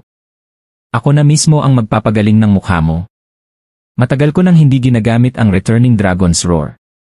Mukhang ikaw na ang magiging susunod kong pasyente. Agad niyang iniabot ang kamay patungo sa namamagang pisngi nito. Ngunit napahagikik lamang si Bailey Yuyu habang mabilis na umiwas. Hindi mo ako mahahawakan. Kahit gaano pa katalino si Zufan, wala siyang magagawa laban sa bilis ng isang Sword King. Halos 30 palitan ng galaw ang naganap habang paikot-ikot silang humahabol sa isa't isa sa paligid ni Kiaoer. Hindi man lamang nahawakan ni Zufan ang kanyang pisngi kahit minsan. Halos matumba sa kakatawa si Kiaoer habang pinapanood silang dalawa. Yakap siya ni Bailey Yuyu habang tumatawa rin. Matagal na panahon na rin mula nang maramdaman niya ang ganitong gaan ng loob. Nagkunwari pa siyang kawawa. Wala na bang magliligtas sa akin mula sa manyakis na lalaking ito? Humihingal na si Zufan. Manyakis? May lakas ka pang sabihin yan? Sino ba namang baliw ang mangangahas maging bastos sa isang Sword King gaya mo? Huminto ka na. 1 beses ko lang hahawakan ang pisngi mo. Ngunit biglang umalingaw-ngaw ang isang malamig at pamilyar na boses. At iyan ba ang tawag mo sa hindi pagiging bastos? Habang abala ang tatlo sa kanilang sariling kulitan, isang malamig na sigaw ang biglang nagpahinto sa kanila. Sabay-sabay silang lumingon at nakita ang isang napakagandang babae na nakatingin sa kanila ng may galit at malamig na titig. Napatigil si Zufan sa taglay nitong kagandahan. Halos kapantay nito ang kagandahan ng kanyang asawa na si Chu Qingcheng. May isa pa palang babaeng ganito kaganda sa mundong ito, naisip niya. Ngunit lalo lamang nagalit ang babae nang makita ang kanyang reaksyon. Nasiyahan ka na ba, Ginoong Gu? Malamig nitong tanong. Nalito si Zufan. Paano mo nalaman ang pangalang yan? Sa paglalakbay niya sa gitnang rehiyon ay ginamit lamang niya ang pangalang Gu Yifan, hiram kay Sanzi. Kaya't nagtaka siya kung paano ito nakarating hanggang hilagang lupain. Sa sandaling iyon ay lumapit ang isa pang magandang dalaga. Lumiwanag ang kanyang mukha nang makita si Zufan. Ah, ikaw pala si Guyifan. Kumusta na ang anak mo? Hindi ka nakita ng aming binibini noon pero labis siyang nag-alala sa kalagayan ng bata. Simula nang bumalik kami ay halos araw-araw na siyang nagbabasa ng mga aklat medikal para makatulong sa kanyang paggaling. Zuer. Malamig na pinigilan siya ng unang babae bago muling tumingin kay Zufan ng may matinding paghamak. Mukhang napakahusay mo talagang mambola ng kababaihan, Ginoong Gu. Kung may oras ka pang makipagharutan sa gitna ng araw, malinaw na maayos na ang kalagayan ng iyong anak. Natigilan si Zufan. Napabuntong hininga siya. Balak sana niyang mag-iwan ng magandang impresyon sa babaeng nagligtas sa kanila noon at mabayaran ang utang na loob niya. Ngunit dahil sa maling akala at sa panggugulo ni Bailiyuyu, tuluyan nang nasira ang lahat. Sa halip na magmukhang marangal, mukha siyang isang walang hiyang manyakis. Gayunpaman, yumuko pa rin siya ng magalang. Ikaw pala ang binibining nagligtas sa akin at sa aking anak noon. Maraming salamat sa iyong kabutihan. Maaari ko bang malaman ang iyong pangalan? Noon ay nagmamadali ako kaya hindi ko naitanong. Hindi man lamang siya nilingon ng babae. Mas lalo pa siyang tiningnan ni Zuer ng may paghamak. Napakahusay mong magkunwari. Noon ay hindi mo tinanong ang pangalan ng aming binibini dahil hindi mo pa nakikita ang kanyang mukha. Ngayong nasilayan mo na ang kanyang kagandahan, saka ka lamang naging magalang. Hindi ba't napakalabnaw ng dahilan mo? Humagikik si Bailiyuyu. Tama. Napakalabnaw nga. Napailing si Zufan bago seryosong nagsalita. Nagkakamali kayo. Wala akong ibang pakay kundi isauli ang bagay na nakuha ko mula sa mga taong nagligtas sa aking anak. Kung may iba pa akong magagawa upang masuklian ang inyong kabutihan, sabihin lamang ninyo. Inilabas niya ang isang sisidlan at iniabot ito. Kinuha yon ni Zuer at sinuri. Binibini, wala ni isang patak ang nabawas. Malamig na nagsalita ang dalaga. Isauli mo iyan. Nagulat si Zufan. Ngunit binili ko ito gamit ang mga banal na bato. At iyon ay isang patas na kalakalan. Hindi ako tumatanggap ng ibinabalik. Isa pa, ayokong humawak ng maruruming bagay. Sa isang pitik ng daliri ay lumipad pabalik ang sisidlan sa kamay ni Zufan. Napabuntong hininga siya. Binibini, maling-mali ang pagkaunawa ninyo. Ang nakita niyo kanina ay hindi ang buong katotohanan. Hindi ako ganoong klaseng tao. Siya ang Itinuro niya si Bailiyuyu. Ngunit hindi pa palampasin ni Bailiyuyu ang pambihirang pagkakataong pahirapan siya. Agad siyang nagpanggap na kawawang biktima. Binibini, isa lamang akong mahina at kaawa-awang babae. Bigla na lamang niya akong hinarot. Tignan niyo ang ginawa niya sa aking mukha. Itinuro pa niya ang namamaganyang pisngi habang palihim na kinikindatan si Zufan. Lalong dumilim ang mukha ni Zufan. Galit na galit man siya, wala siyang magawa. Agad namang sumigaw si Zuer. Nagkamali pala kami nang iligtas ka. Mas masahol ka pa sa hayop kung pilit mong ginagalaw ang isang babae. Nawalan na ng pasensya si Zufan. Pakiusap. May anak akong babae. Anong matinong ama ang gagawa ng ganyang bagay sa harap mismo ng kanyang anak? Itinuro niya si Kiaoer. Ngunit lalo lamang nagalit si Zuer. Hindi pa sapat na masama kang tao, gusto mo pang sirain ang isip ng isang inosenteng bata. At ngayon ay gusto mo pa siyang magsinungaling para lamang pagtakpan ang iyong kahalayan. Habang lalo lamang lumalayo sa katotohanan ang kanyang mga hinala, napailing na lamang si Zufan. Binibini, ikaw na ang pinakamahirap kong kalaban. Panalo ka na. Isipin mo na ang gusto mong isipin.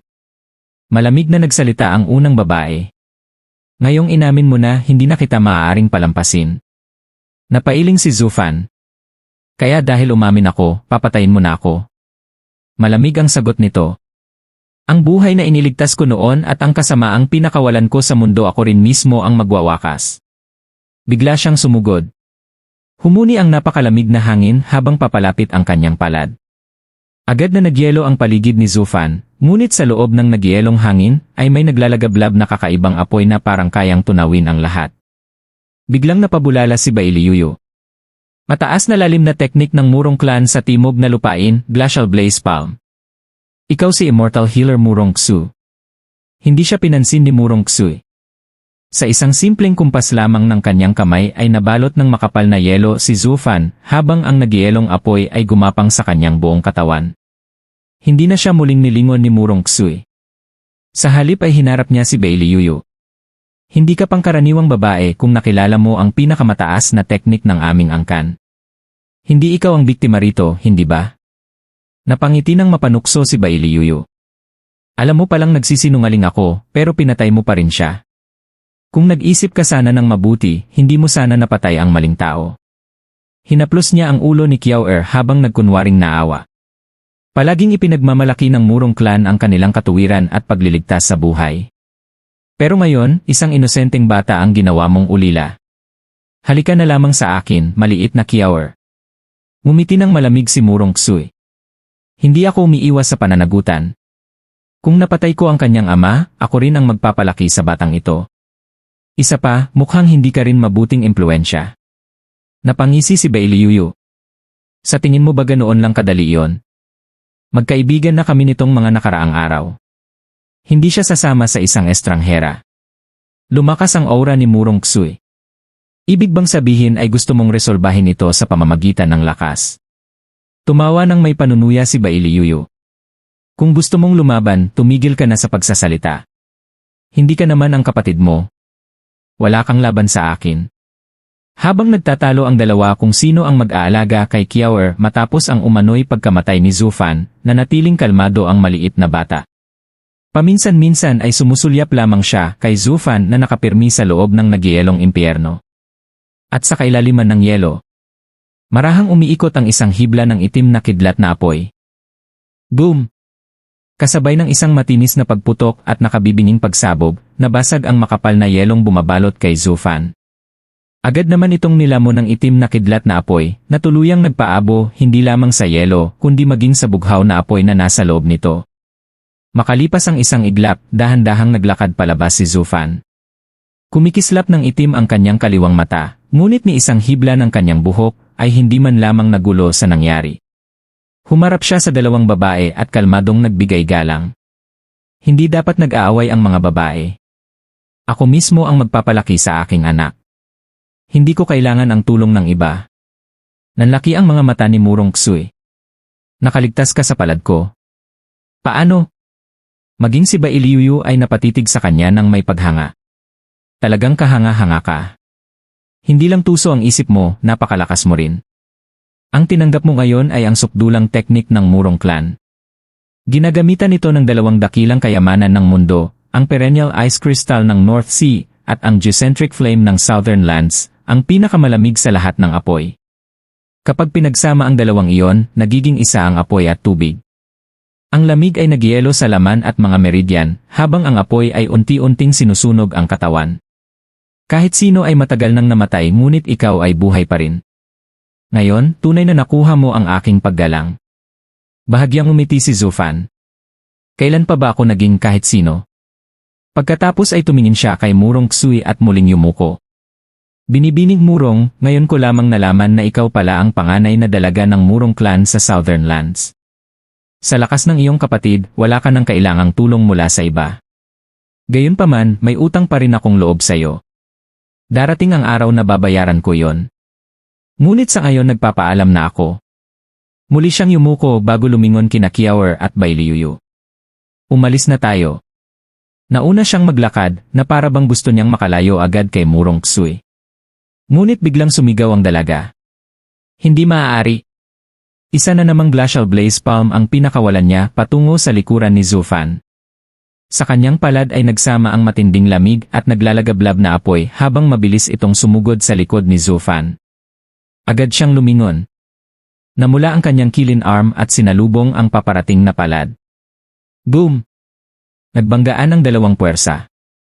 Napaurong si Murong Ksui ng 5 hakbang, samantalang 4 na hakbang lamang ang naurong ni Zufan. Bahagyang tumaas ang kilay ni Bailey Yuyu. Noong una ay inakala niyang nakatakas lamang si Zufan gamit ang isang pambihirang teknik. Ngunit ngayon, harapan niyang sinalubong ang atake ni Murong Ksui gamit lamang ang hilaw na lakas. Lalo siyang namangha. Sa kanyang pagkakaalam, imposibleng makipagsabayan ang isang ika-negatibo 3 antas ng Radiant Stage sa isang ika-negatibo 5 antas ng Soul Harmony Stage. Anong klaseng teknik ba ang gamit ng lalaking ito para maitago ang tunay niyang lakas? Naisip niya. Tahimik lamang siyang nanood habang sinusuri si Zufan. Samantala, nanatiling tahimik si Kiaor. Hindi siya kikilos hanggat hindi siya inuutosan ng kanyang ama. Sa paningin ng iba, isa lamang siyang mabait at inosenteng bata. Ngunit alam nilang lahat. Kapag dumating ang tunay na panganib, ibang usapan na yon. Binibini. Nag-alalang sumugod si Zwier nang makitang walang epekto ang mga atake ng kanyang amo. Ngunit pinigilan lamang siya ni Murong Ksui. Nakatuon ang kanyang malamig na tingin sa kanang braso ni Zufan. Unti-unti itong nababalutan ng yelo. Napansin yon ni Zufan. Itinaas niya ang kanyang kanang kamay at bahagyang ngumiti. Binibini, balak mo pa bang saktan ako gamit ang apoy at yelong iyan? Nakakalungkot pero walang epekto iyon sa akin. Ang brasong ito ay hindi natatakot sa lamig o init. Marahan niyang ikinumpas ang kamay. Crack! Nabasag ang lahat ng yelo. Lumantad ang kanyang balat, walang kahit isang sugat. Napailing si Murong Ksui. Hindi makapaniwala si Zwier. Hindi man iyon ang tunay na glacial blaze palm, matagal nang nakapag-aral ang binibini gamit ang North Sea Ice Crystal. Kaya bawat atake niya ay may taglay na apoy at yelo. Kahit mas malalakas na kalaban ay nasusunog at nagyelo ang mga meridian, pero bakit walang epekto sa kanya? Napahalakhak si Bailiyuyu. Mukhang nakatagpo ng katapat ang dakilang binibining Murong. Kung mas malakas sana siya, hindi sana nakakahiya. Pero dahil magkapantay sila, wala ring silbi ang napakahirap mong pagsasanay sa apoy at yelo. Sayang lang ang paghihirap mo. Walang silbi. Hahaha. Hindi na nakatiis si Zwier. Ano bang kasalanan ng aming binibini para kutyain mo siya ng ganyan? Ngunit tila wala nang pakialam si Murong Ksui.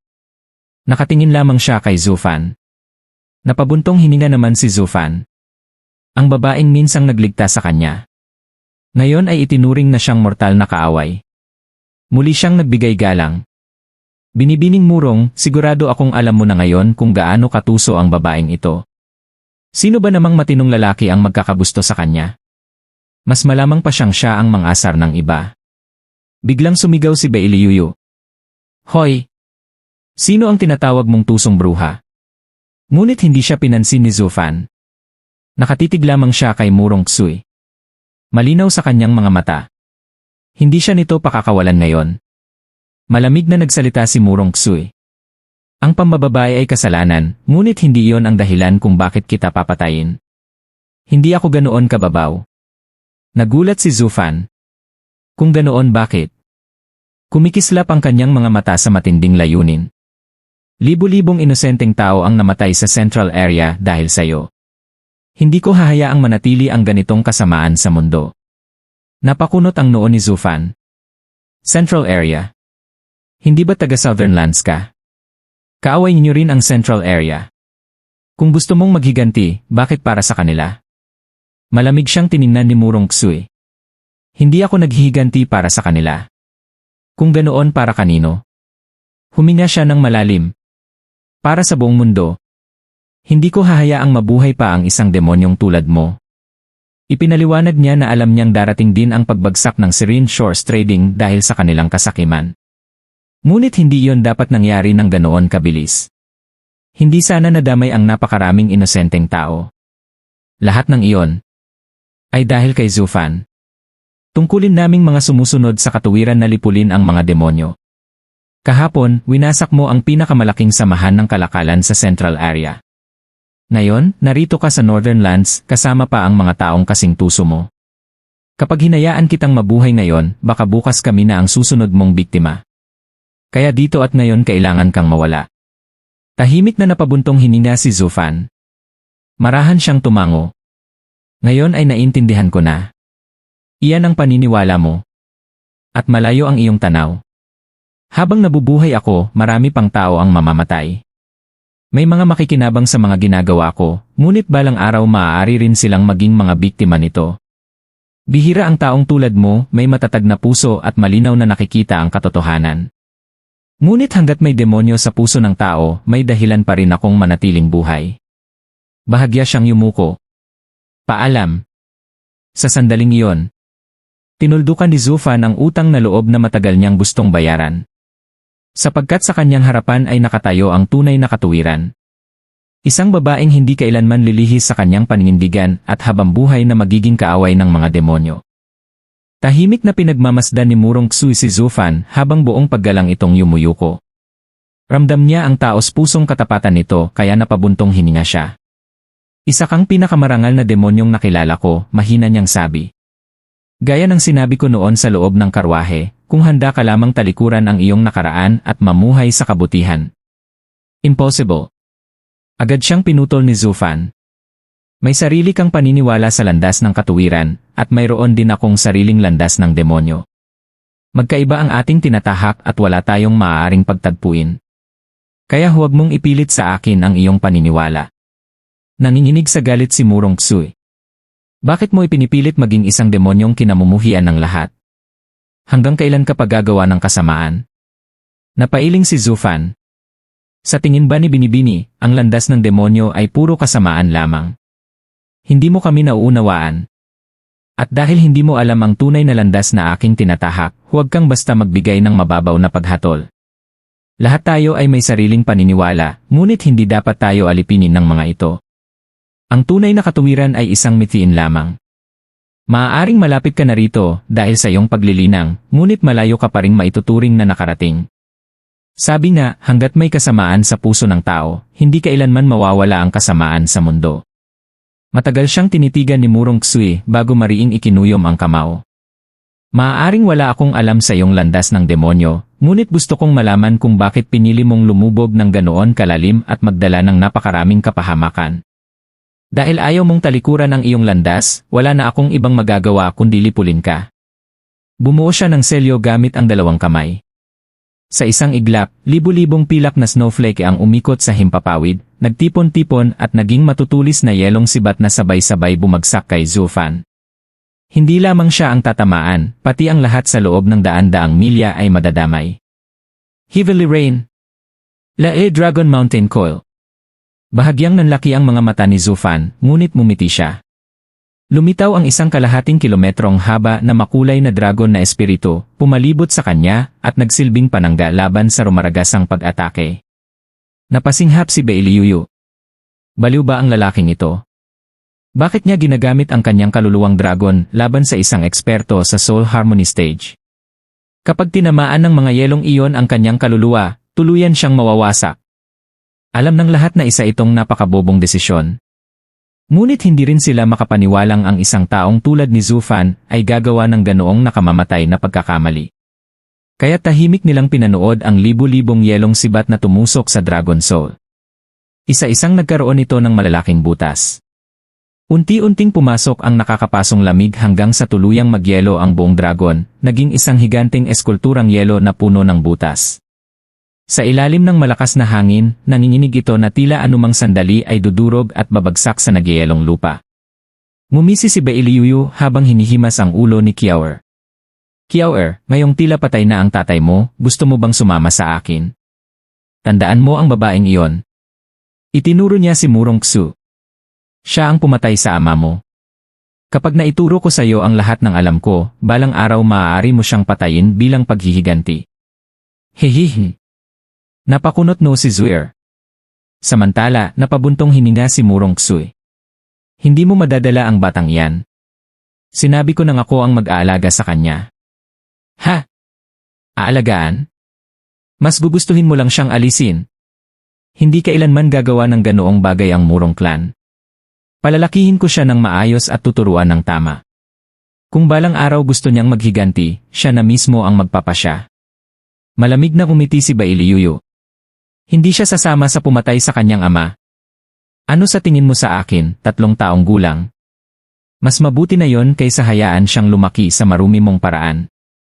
Hindi na kita kakausapin. Mas lalo mo lang akong iniinis. Habang nagtatalo ang dalawa kung sino ang mag-aalaga kay Kiaoer, nagsawa na ang bata. Nakangusong sinabi niya. Bakit kayo nag-aaway? Buhay pa naman ang tatay ko. Kahit pumayag ako, hindi naman siya papayag. Napatingin ang dalawa sa kanya, saka sa nagyelong Dragon Soul. Buhay pa. Paano mangyayari iyon gayong ang kanyang kaluluwa ay tila ganap ng nawasak? Biglang umalingaw-ngaw ang isang mahinang tawa. Tama ang anak ko. Kilalang kilala niya ako. Binibining Murong, sinabi ko na hindi mo nauunawaan ang landas ng demonyo. Ang pag-atake mo ay hindi man lang ako nasugatan. Demonic Dragon King, Dragon Soul Variant. Mula sa nagyelong dragon ay biglang sumingaw ang makapal na itim na hamog. Unti-unti nitong nilamon ang buong dragon bago tuluyang naglaho. Kasabay ng pagkawala ng dragon ay muling lumitaw si Zufan. Walang kahit isang gasgas sa kanyang katawan. Nanlalaki ang mga mata ni Zwir. Iyon na ang pinakamalakas na atake ng binibini. Tinamaan pa mismo ang kanyang kaluluwa paano siya nanatiling buhay. Maging si Bailiuyu ay hindi maitago ang kanyang pagkabigla. Sa buong buhay niya, ngayon lamang siya nakakita ng taong nakaligtas kahit halos wasak na ang sariling kaluluwa. Anong klaseng kakaibang kakayahan yon? Pumalakpak si Zufan at sinenyasan si Kiaor. Masayang tumakbo ang bata papunta sa kanya. Tahimik na pinanood sila ni Murong Ksue, puno ng pagdududa. Hinawakan ni Zufan ang kamay ng anak at mumiti sa kanya sa huling pagkakataon. Binibining Murong, nais ko lamang sanang masuklian ang kabutihang ipinakita mo sa amin noon. Ngunit dahil lubos kang tutol sa isang taong tulad ko, mas mabuting lumayo na rin ako. Baka madungisan pa ng aking demonyong aura ang iyong malinis na pangalan. Kaya tinanggap ko ng direkta ang iyong pag-atake upang mabayaran ang utang na loob ko.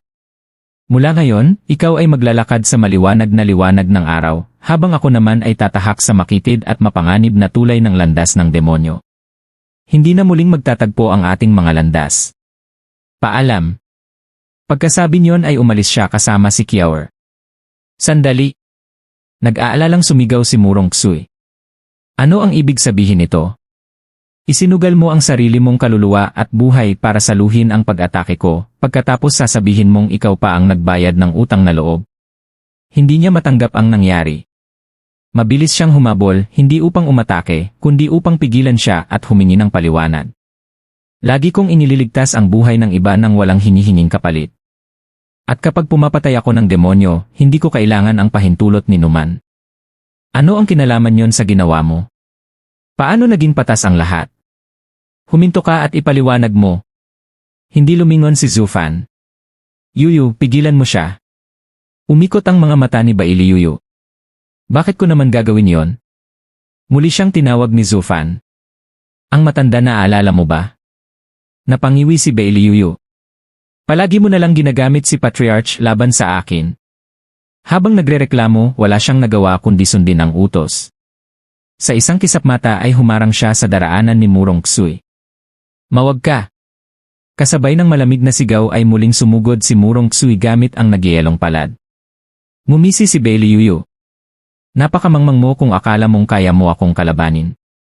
Bigla niyang pinakawalan ang napakalakas na aura ng isang eksperto sa Genesis stage. Sa isang iglap ay tumilapon si Murong Ksue at napadugo ang bibig. Ngunit higit sa sakit, pagkabigla ang bumalot sa kanya. Genesis stage expert. Mapagmataas nang umiti si Bailiuyu. Hehe, ngayon alam mo na kung sino ang kinakalaban mo. Libu-libong taon pa ang kailangan mo bago mo ako maabot. Yuyu, tama na ang daldal. Umalis na tayo. Hindi man lang lumingon si Zufan. Napasimangot si Bailiuyu at nagmaktol habang sumusunod. Ang yabang mo talaga. Buhay ka lang dahil gusto yon ni Patriarch. Ile! Patuloy siyang nagrereklamo habang naglalakad. Ngunit biglang may rumagasang nakakapasong hangin na lumamon sa buong bayan. Sa isang iglap, natunaw ang lahat ng nyebe sa paligid. Biglang lumiwanag ang mukha ni Murong Ksue. Kuya! Napakunot no si Zufan. Ang pinakamalakas sa Southern Lands ang Ardent Sun Sword God, Murong Li. Maging si Bailiuyu ay napatigil, at sa unang pagkakataon sa araw na yon, naging seryoso ang kanyang mukha. Hush! Ang unang bumungad sa paningin ay ang matingkad na pulang kasuotang pandigma ng isang lalaki, na marahas na iwinawasiwas ng hangin. Habang unti-unting umaangat ang tingin, lumitaw ang isang nasa katanghaliang gulang na mandirigmang halatang isinilang para sa labanan, matipuno ang pangangatawan, matalim ang mga mata, at may makapal na balbas sa baba. Nang makita niya ang sugatang si Murong Ksue, agad na kumunot ang kanyang noo at naging mabangis ang kanyang anyo. Sir, ano ang nangyari? Agad na lumapit si Zwir at yumukod. Clan Head, sila ang may kagagawan sa sinapit ni Yaong Miss. Itinuro niya ang grupo ni Zufan habang puno ng galit ang kanyang tinig. Clan head, kailangan nilang pagbayaran ito. Iniligtas pa ni Young Miss ang lalaking iyon at ang anak niya noon, pero ang isinukli niya ay kasamaan. Pinayagan pa niyang saktan ng bruha na iyon si Young Miss. Clan head, ipaghiganti niyo siya. Napailing na lamang si Zufan at napangiti ng mapait. Alam niyang malaking problema talaga si Zuier. Nasaksihan nito ang buong pangyayari, ngunit pinili lamang nitong ikwento ang mga bahaging pabor sa kanila. Ginawa pa siyang isang walang utang na loob upang udyukan ang clan head ng murong nalusubin siya. Talagang marunong maghasik ng galit ang babaeng ito. Sayang napakaganda pa naman sana ng potensyal niyang maging demonyo. Kuyay. Nais sanang magsalita ni Murong Xui upang ipaliwanag ang lahat, ngunit pinigilan siya ng lalaki sa isang kumpas ng kamay. Pagkatapos ay tumingin ito kay Zufan. Ako si Murong Lai ng Murong Clan sa Southern Lands. Papunta sana kami sa dalampasigan ng North Sea dahil sa isang paanyaya, ngunit ilang araw na ang nakalipas ay nakarating sa akin ang balitang may nangyari sa Son Sisek kaya dumaan kami rito upang magsiyasat. Maari ko bang malaman kung sino kayo? At may nalalaman ba kayo tungkol sa nangyari sa Son Sisek? Tahimik na ikinuyom ni Bailiyuyu ang kanyang kamao habang sumisilay ang pagnanais lumaban sa kanyang mga mata. Ngumiti lamang si Murong Li ng bahagya. Sa wakas ay nagkita rin tayo, pinakamalakas ng Southern Lands, Ardent Sun Sword God. Sumulyap si Zufan sa kanya sa ibabaw ng kanyang balikat. Mga nagdaraan lamang kami at wala kaming alam sa nangyari sa Son Sisek. Kung nais mong malaman ang katotohanan, Clan Head, mas mabuting ikaw mismo ang magsiyasat. Tungkol naman sa nangyari rito ngayon, isa lamang itong malaking hindi pagkakaunawaan sa pagitan namin ng iyong kapatid. Nalutas na yon. Maaari mo siyang tanungin at mauunawaan mo ang lahat. Nagmamadali kami kaya kailangan na naming umalis. Paalam. Ipinagpatuloy niya ang paglalakad kasama si Kiawer, habang magaan namang sumusunod si Bailiyuyu. Muling nagsalita si Murong Li. Sandali. Bakit tila nagmamadali kang umalis, sir? Marami na akong nakasalamuha sa Southern Lands, at kakaunti lamang ang hindi marunong makipag-usap ng maayos. Ang Murong Clan ay laging inuuna ang katuwiran. Kung may alitan sa pagitan mo at ng aking kapatid, handa akong maging tagapamagitan. Kung siya ang nagkamali, ako mismo ang magpaparusa sa kanya. Ngunit kung isa lamang itong hindi pagkakaunawaan, maaari natin itong kalimutan at uminom bilang magkaibigan. Hindi ba't mas mabuti yon? Magalang at marangal ang kanyang pananalita, karapat-dapat sa pinuno ng Murong Clan. Kung ibang tao ang nasa kalagayan ni Zufan, tiyak na tatanggapin agad ang alok at ilang araw pang makikipagkaibigan sa pinakamataas na pinuno ng Southern Lands. Ngunit para kay Zufan, malaking hadlang iyon sa kanyang lihim na misyon, lalo na't kasama pa niya si Bailiyuyu. Umiling siya. Maraming salamat sa iyong kabaitan, Murong Clan Head, ngunit may mahalaga akong pupuntahan at hindi ako maaaring maantala. Sa susunod na magkaroon ako ng oras, bibisita ako mismo sa Murong Clan at aabalahin kita ng ilang araw. Sa ngayon kailangan ko nang umalis. Halata ang pagkainip niyang makaalis. Sandali. Mas lalo pang naghinala si Murong Li. May ilan pa akong bagay na nais maintindihan. Ngunit hindi man lamang lumingon si Zufan at nagpatuloy sa paglalakad. Lalong tumindi ang pagdududa ni Murong Li. Masyado silang kahina-hinala, maaaring espiya sila ng Central Area. Sa isang kisap mata ay humabol siya. Ganyan ka ba nagmamadali dahil may itinatago kang kasalanan? Hush! Aabot na sana ang kanyang kamay kay Zufan nang biglang may malamig na palad na humarang. Kasabay nito ay kumulog ang langit at umihip ang malakas na hangin habang rumagasa ang isang napakalakas na sword wave patungo sa kanyang ulo. Nagulat si Murong Li. Bihira lamang siyang makatagpo ng taong umatake agad ng walang pag-aalinlangan. Wala siyang nagawa kundi gumanti gamit ang nagliliyab na sword energy mula sa kanyang daliri. Boom! Nyanig ng banggaan ang buong paligid. Ang shockwave mula sa dalawang eksperto ay agad na nagwasak sa buong bayan. Nagliparan ng mga bato at alikabok. Tinangay pa nito sina Murong Xui at Zuier bago sila bumagsak sa malayo. Pagbangon nila, wala nang natira sa dating bayan kundi mga guho. Laging marunong magtimpi si kuya, bakit ngayon? Napahinto si Murong Xu nang makita ang nasa unahan. Nakatayo roon si Murong Li sa gitna ng naggangalit na unos. Bahagyang nanginginig pa ang kanyang kamay habang kumikislap ang lilang kidlat sa kanyang mga daliri. Sa tapat niya ay nakatayo si Zufan, hawak ang kamay ni Kiaor. Sa kanilang harapan ay nakaharang si Bai Liuyu, malamig ang titig. Nagapang ni Zwir ang sarili mula sa mga guho. Yao miss! Ano ang nangyayari? Bakit winasak ni Clan Head ang buong bayan? Umiling si Murong Xu. Hindi iyon sinasadya. Napilitan lamang siyang gumamit ng mas malaking lakas dahil napakalakas ng kanyang kalaban. Ang banggaan nilang dalawa ang sumira sa buong bayan. Nanginig siya habang nakatingin sa tatlo. Sa buong mundo, tanging ang pinakamalalakas sa bawat lupain at ang Nine Sword Kings lamang ang kayang makipagsabayan sa aking kapatid. Kilala niya ang lahat ng pinakamalalakas sa 4 na lupain. Ibig sabihin napasinghap si Zwir. Isa siyang Sword King. Namutla siya habang nakatitig kay Bai Liuyu. Napakapanganib pala noon. Young miss, paano kung gusto ka talaga niyang patayin? Tumango si Murong Xu. Kahit ako ay hindi inasahang makakatagpo ng isang Sword King dito. Ngunit kung isa siyang Sword King, sino ba talaga si Gu Yifan? Nakalaban ko siya mismo. Wala siyang lakas ng isang Genesis Stage expert, kahit kakaiba ang kanyang mga teknik. Kung ganoon, bakit iniligtas siya ng isang Sword King? Baka prinsipe siya. Umiling si Murong Xu. Hindi. Ang 9 Sword Kings ay sumusunod lamang sa Invincible Sword at paminsan-minsan sa punong ministro. Kahit ang emperador ay hindi nila pinapansin. Lalong lumalim ang kanyang pag-iisip. Sino ba talaga si Gu Yifan? Siya ang pumatay sa halos 3 bahagi ng mga opisyal ng Sword Star Empire. Ngunit bakit kasama niya ngayon ang isang Sword King? Hindi niya iyon maunawaan. Samantala, biglang napasigaw si Zwir. Naku! Patay na ako! Pinagsalitaan ko pa siya ng masama. Paano kung ipadala niya ang 9 Sword Kings para patayin ako? Young miss, ayoko pang mamatay. Napailing si Murong Xu. Sinabi ko nang huwag kang magsalita nang hindi nag-isip. Pero huwag kang mag-alala. Kapag ang 9 Sword Kings ang pumatay sa'yo, sisikat ka agad sa buong mundo. Magiging makabuluhan ang kamatayan mo. Hindi ko gustong sumikat. Gusto ko lang mabuhay. Wala ka nang magagawa, walang awang sagot ni Murong Xu. Samantala, ang isang palitang atake lamang nina Murong Li at Bai Liuyu ay sapat nang magbigay kay Murong Li ng mahalagang pahiwatig tungkol sa tunay na pagkakakilanlan ni Zufan. Patuloy niyang tinitigan si Zufan habang puno ng pagdududa. Kung tama ang pagkakaalam ko, sabi niya, iisa lamang ang babaeng Sword King sa 9 Sword Kings, si Bai Liuyu.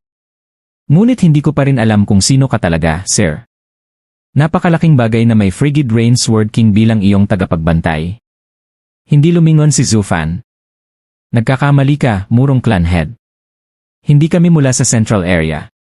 Nagkataon lamang na magkasabay kami ng daan. Huwag kang basta magbigay ng maling haka-haka. Kung kabilang talaga ako sa Central Area, hindi ako ang kausap mo ngayon. Kundi ang matandang Invincible Sword mismo. Matandang Invincible Sword. Natigilan si Murong Li. Sa Central Area, halos sambahin ng lahat ang Invincible Sword. Walang sinumang opisyal o maharlika ang mangangahas magsalita nang walang paggalang sa kanya.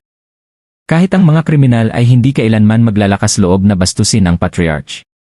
Ngunit ang lalaking nasa harapan niya ay walang kaunting paggalang sa Invincible Sword. Kung ganoon, hindi nga ba talaga siya taga Central Area? Mayroon bang ibang lihim na kapangyarihan sa mundong ito na kayang makipagsabayan sa 9 Sword Kings? Biglang sumagi sa isip ni Murong Li ang isang nakakagulat na posibilidad. Unti-unting nabawasan ang kanyang pagdududa. Samantala, tahimik na ikinuyom ni Bai Liuyu ang kanyang mga kamao. Sa harap niya mismo, paulit-ulit na tinatawag ni Zufan na matandang ulupong ni ang kanyang minamahal na Patriarch. Para sa kanya, iyon ay katumbas ng isang matinding insulto sa kanyang sariling dangal. Dito muna natin puputulan ang ating nobela ng Magic Emperor. Stay tuned lang, upload ko din agad ang kasunod na chapters. Pa-like and subscribe na lang para updated kayo sa upload natin. Maraming salamat.